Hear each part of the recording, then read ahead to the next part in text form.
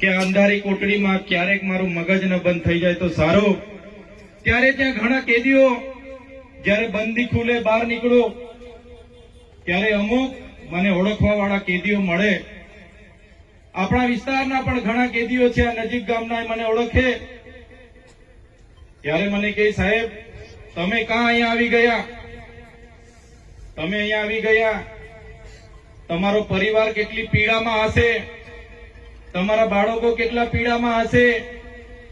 ત્યારે મેં એ કેદી બંધુને મેં કહેતો હતો કે મિત્ર, જે પ્રકારે મારા વિસ્તારમાં પોલીસની હેરાનગતિ અમારા લોકોને થાય છે ને, એ પીડા જે થાય છે અમારા લોકોને, એ પીડા સામે આ મારી પીડા તો કઈ નથી.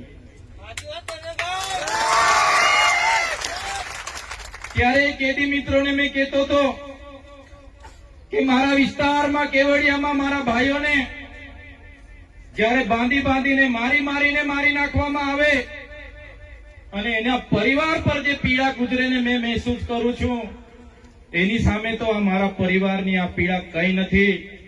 એ કેદી બંધુને મેં કહેતો હતો કે કેવડિયામાં મારી બહેનો આખી જિંદગી મહેનત કરીને જેમણે નાની નાની દુકાનો ને નાના નાના ઘરો બાંધીને રહેતા હતા, અને એ ઘરો આ પ્રશાસને રાતે તોડી નાખ્યા. તો